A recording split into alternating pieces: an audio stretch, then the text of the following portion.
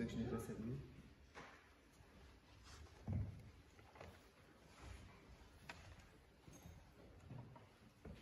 Cette semaine, je discutais avec... vous m'entendez bien? Je discutais cette semaine avec quelqu'un qui va avoir son anniversaire bientôt. C'était pas Daria. J'ai pas discuté avec elle. Mais avec une personne qui avait son anniversaire bientôt, et elle se plaignait parce qu'elle dit ouais, c'est pas bien juste. Chaque fois qu'on a son anniversaire qui est proche de la période de Noël, on n'a pas vraiment de cadeau pour son anniversaire. Parce qu'il y a Noël. Alors, on m'a souvent dit quand j'étais petite, elle me disait que tu as eu assez de cadeaux comme ça pour Noël, donc ça suffit. Et moi je lui ai répondu, mais c'est pas dans ce sens qu'il faut prendre le problème, c'est dans l'autre sens. Pourquoi pour Noël on aurait plein de cadeaux? Pour son anniversaire, c'est presque juste qu'on puisse avoir un cadeau. Et le vrai cadeau de Noël, c'est Jésus. Le vrai cadeau de Noël, c'est pas de donner plein de cadeaux aux autres. Ça, c'est devenu une fête très commerciale. Bon, ça fait toujours plaisir de recevoir des cadeaux. Mais le vrai problème, il est là. Et souvent, on prend le problème dans le mauvais sens. Thierry nous l'a montré ce matin. On a vu les mosquées qui sont à la place de l'ancien temple. L'idée, c'était de mettre des mosquées sur l'emplacement du temple. Il y a eu cette guerre un petit peu de dire cet endroit, on le revendique. Et les musulmans disent non, c'est à nous. Alors, si on remonte dans le temps, où est le vrai problème? Comment ça a démarré au départ? Et je ne sais pas si vous suivez la politique ou le géopolitique de cet endroit, mais les querelles, elles sont sur ça. Qui était là le premier? Alors on peut revenir dans l'origine. On va aller dans la Genèse, au chapitre 3 et au verset 1.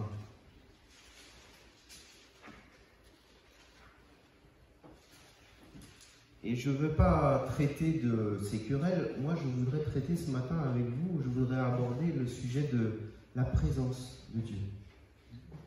Sa présence. Pourquoi c'est important et pourquoi il nous a promis sa présence? Alors si on reprend l'origine, est-ce que tu peux le mettre, Eline, ou pas? Ouais. Je vais le développer en 6 points. Voilà, 6. Donc, on est plus que 6. Gloire à Dieu. Donc, s'il y a quelqu'un qui se sent libre pour faire la lecture, il y aura 6 passages. Je vais faire le premier. Dans Genèse, chapitre 3, verset 1. Le serpent était le plus rusé de tous les animaux des champs que l'Éternel Dieu avait fait. Et il dit à la femme, Dieu a-t-il réellement dit, vous ne mangerez pas de tous les arbres du jardin? Le serpent, il vient poser la question de la certitude. Est-ce que c'est vraiment ça que Dieu vous a dit? Est-ce qu'il a vraiment dit que ça, il ne fallait pas y toucher? Et du coup, ça pose la question aux hommes de cet orgueil, de vouloir vraiment s'affranchir de ce qui nous a été enseigné. Est-ce qu'on ne veut pas, un petit peu quelque part, essayer d'agir par nous-mêmes? Nous voulons être acteurs de notre propre bonheur, de notre propre décision. On fait tous partie de cette humanité qui est pécheresse, qui ne fait pas le bon usage de la liberté que Dieu nous a donnée. Le bon usage de notre propre bonheur.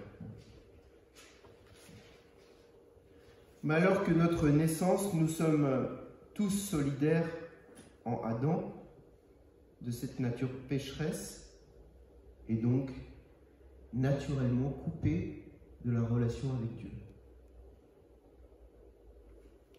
En revanche, en Christ, nous pouvons être solidaires de l'œuvre de la réconciliation qu'il a accompli sur la croix, pour nous permettre de nouveau, par notre choix, de venir nous rapprocher de nouveau de Dieu, de pouvoir rentrer dans sa gloire. En retrouvant cette pleine confiance en Dieu et en son Fils, nous sommes solidaires de la justice que Dieu nous accorde, par la grâce et par son amour. Et Noël est cette période bien représentative de la présence de Dieu avec nous, de ce serment que Dieu a voulu de nous donner l'Emmanuel, Dieu avec nous, pour que de nouveau nous soyons dans la joie d'être dans la présence de Dieu. Noël, un sauveur nous est né. Nous ne sommes plus seuls. Nous sommes avec cet Emmanuel. Donc dans la présence de Dieu, il y a le premier élément que je voulais développer avec vous ce matin. Il est avec nous sur notre expérience de vie. Donc ça se trouve dans Genèse, chapitre 28, verset 15. Si quelqu'un veut le lire. Voici, je suis avec toi, je te garderai partout où tu iras, et je te ramènerai dans ce pays, car je ne t'abandonnerai point, que je n'ai exécuté ce que je t'ai dit. Genèse 28, verset 15. Alors, je vais avancer de façon progressive. On commence par la Genèse, par le début, et puis petit à petit, on va balayer un petit peu quelques passages dans l'Ancien Testament pour arriver dans le Nouveau, pour voir cette progression. Alors ici, on voit qu'il est écrit dans Genèse « Je suis moi-même avec toi ». C'est une belle promesse, n'est-ce pas? Et Dieu tient ses promesses. Il sort son peuple d'Égypte. Il est bon. Et il tient sa promesse. Et rappelez-vous, le peuple, comment il a une reconnaissance envers cette promesse tenue? Il va adorer d'autres dieux. Il fait d'autres holocaustes à d'autres idoles. Non seulement il ne dit pas merci, il n'accorde pas sa reconnaissance à Dieu, mais en plus, il va jusqu'à offenser Dieu en apportant sa reconnaissance à d'autres dieux. Mais Dieu est bon. On peut aller voir dans Exode, chapitre 33, verset 14. On voit que Dieu marche avec nous pour nous rassurer. Quelqu'un veut dire? L'Éternel répondit, je marcherai moi-même avec toi et je te donnerai le direction. Là encore, c'est un encouragement qui est fait au peuple. Le peuple manque de confiance. Il a besoin d'être rassuré.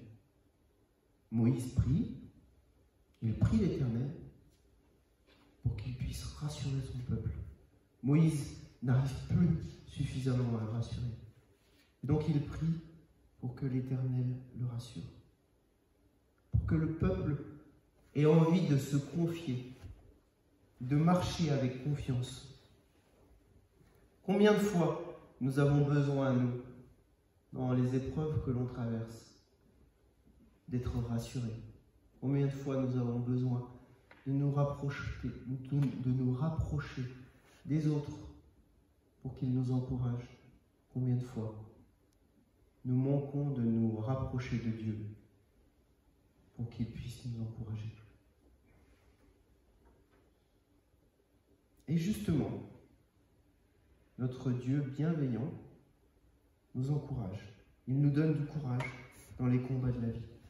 On peut lire dans Deutéronome, chapitre 20, verset 1. Comment il encourageait les peuples qui partaient à la guerre. Si quelqu'un veut lire. Lorsque tu iras à la guerre contre tes ennemis, et que tu verras des chevaux et des chars, et un peuple plus nombreux que toi, tu ne craindras point, car l'Éternel ton Dieu, qui t'est fait monter du pays d'Égypte, est avec toi. Alors vous allez me dire, François, faut peut-être pas exagérer, on ne va pas à la guerre. Mais on a des combats à mener. On a des combats tous les jours. Combien de fois on a la crainte d'une rencontre, de quelque chose qu'on doit vivre, une relation conflictuelle, on ne sait pas comment la prendre, des difficultés. Et Dieu est là, il nous rassure. Il ne nous montre pas le nombre de chevaux qui sont devant nous, mais il nous montre sa puissance, qui est bien au-delà de ce que l'on peut espérer. On avait beaucoup de craintes, rappelez-vous, pour notre chauffage ici. On disait, on a un petit budget, notre chauffage est en fin de vie, on doit pourtant avoir un moyen de chauffage, sinon en hiver on aura froid pour faire le culte. Et regardez, on a un nouveau système de chauffage, et il nous a rien coûté. Dieu est merveilleux. Amen. Face aux difficultés, il pourvoit, il nous équipe pour notre réussite dans son plan. Il nous qualifie, il nous gouverne. Mais il faut se laisser gouverner. Le quatrième point,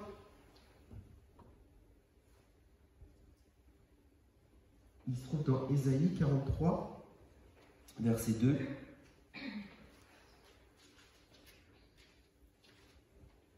Si quelqu'un veut lire.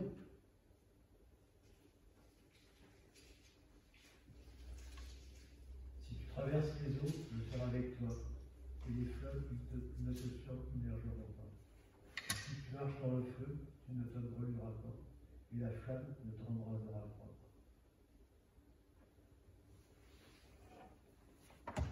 Ici, Dieu il précise son niveau de protection. Il donne des exemples et il rassure une fois de plus son peuple. Une fois plus qu'il a rassuré dans Deutéronome, qu'il a rassuré dans Exode, dans Genèse. Ici, dans Ésaïe, il précise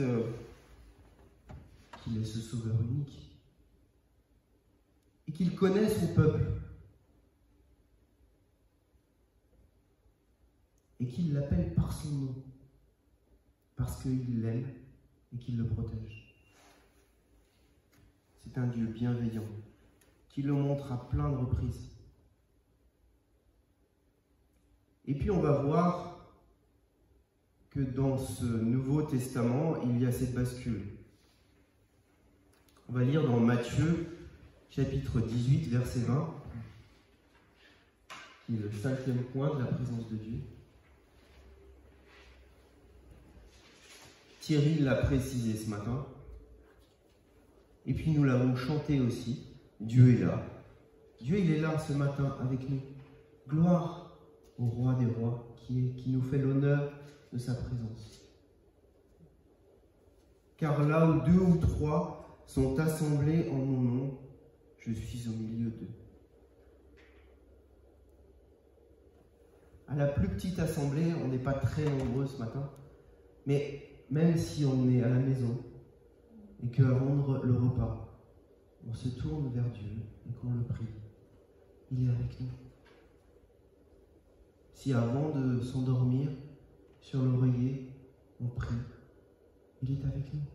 Si on est entre frères et sœurs et qu'on veut reconnaître sa grandeur, il est avec nous. Selon un ancien texte juif, là où 2 ou 3 étaient assemblés pour étudier la loi de Dieu, alors Dieu était au milieu d'eux. Et Jésus le reprend, il le reprend dans le Nouveau Testament pour l'expliquer à ses disciples.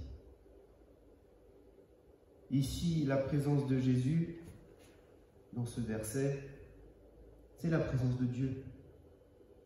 Dans le verset juste avant, il est précisé que le Dieu est avec nous. La présence du Père est avec nous. Et ici, au verset 20, c'est Jésus qui est avec ses disciples et qui est avec nous. Je le rappelle, Noël, c'est l'Emmanuel, le Dieu avec nous, dans notre cœur, pour celui qui l'a ouvert. On peut regarder le 6e point. Ce point, il précise la durée illimitée de cette présence. C'est pas juste un moment. On peut le lire. C'est Matthieu 28, verset 20. Si quelqu'un veut le lire. Allez, faites de toutes les nations des disciples, les baptisant au nom du Père, du Fils et du Saint-Esprit, et enseignez-leur à observer tout ce que je vous ai prescrit. Et voici, je suis avec vous tous les jours, jusqu'à la fin du monde. Rappelons-nous le contexte. Jésus est au milieu de ses disciples. Ils sont dans l'angoisse, ils sont dans la crainte, parce qu'ils vont se retrouver tout seuls et ils ne savent pas comment faire. Ils sont dans l'angoisse de se retrouver sans Jésus, et Jésus, comme dans l'Ancien Testament, Dieu a rassuré son peuple à plusieurs reprises. Jésus, ici, rassure ses disciples. Il les met encore devant une réalité. Celui qui croit en lui n'aura plus jamais faim. Mais ce n'est pas celui qui croit en lui de temps en temps. Ce n'est pas celui qui croit en lui quand il a besoin. Il est là tous les jours, tout le temps. Et quand? Jusqu'à la fin des temps. Pas juste à la première mi-temps, ou pas, non, jusqu'à la fin des temps. Jusqu'à ce qu'il revienne. Jusqu'à ce que tout soit terminé. Donc je ne sais pas ce matin si vous êtes convaincus que Dieu est présent. Mais tous ces éléments nous permettent de voir que depuis le commencement, il a tout prévu. Et à chaque fois, au fil du temps, Dieu est bienveillant et il a pris du temps pour nous rassurer à chaque fois. Pour nous rassurer de nous garantir sa présence à nos côtés. Alors soyons avec un esprit tranquille. Dieu est avec nous. Dieu est là. Comme on a chanté. Alors, la question qui vient avec, alors c'est qui sera contre nous? Puisque Dieu est avec nous. Le psaume 56, verset 5, il est écrit par David: je chante ta louange. Je chante la louange de Dieu à cause de sa parole. J'ai confiance en Dieu. Je n'ai pas peur. Qu'est-ce qu'un homme peut faire contre moi? Prions. Oui Seigneur, tu es grand, tu es digne de louange, et tu es avec nous Seigneur. Merci pour ta présence. Merci pour ta présence à nos côtés quand c'est dur, quand le monde est chaotique et anxiogène. Merci parce que tu as ta présence dans nos cœurs, dans nos vies. Merci parce que tu es bon et que tu nous rappelles ton amour sans cesse, à tout moment. À chaque fois qu'on peut trébucher, à chaque fois qu'on peut avoir des craintes et des angoisses. Seigneur, aide-nous à ouvrir ton cœur, à ouvrir notre cœur, à ta bienveillance. Aide-nous à ouvrir ton cœur à ta présence, et à lui laisser toute ta place dans notre cœur. Je te prie pour que tu rayonnes et que tu brilles dans chaque endroit de notre esprit et de notre corps. Que tu sois là et que tu puisses, par ta présence, être le roi des rois au sein de notre vie. Je te prie au nom de Jésus. Amen.